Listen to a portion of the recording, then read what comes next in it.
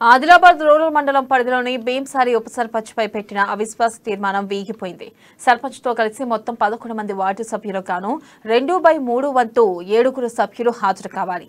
కానీ ఇద్దరు మాత్రమే రావడంతో కొరం లేని కారణంగా అవిశ్వాసం వీగిపోయిందని ఆర్టీఓ రమేష్ రాథోడ్ వెల్లడించారు. అక్టోబర్ 31న 7వ వార్డు సభ్యురాలు నూతిపెల్లి లావణ్య ఉప సర్పంచ్ బత్తుల రచితపై అవిశ్వాసం పెట్టగా 2వ వార్డు సభ్యులు రుమాల సత్యనారాయణ బలపరిచారు. ఇక నవంబర్ 3న ఇందుకు సంబంధించి అధికారిక ప్రకటన వెలువడింది. ఇవాళ గ్రామ సభ నిర్వహించగా కేవలం 2 సభ్యులు మాత్రమే హాజరు కావడంతో అవిశ్వాసం వీగిపోయిందని అధికారులు పేర్కొన్నారు.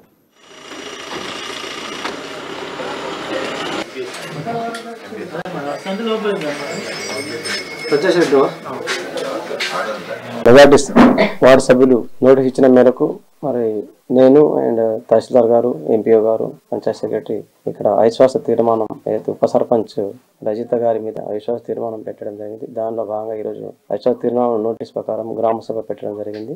ఈ గ్రామ సభలో మరి మేము 11 పార్టీకి వచ్చాము. అప్పటి నుంచి 1 అవర్ వరకు వేసి చూసాము, 12:45 దాకా.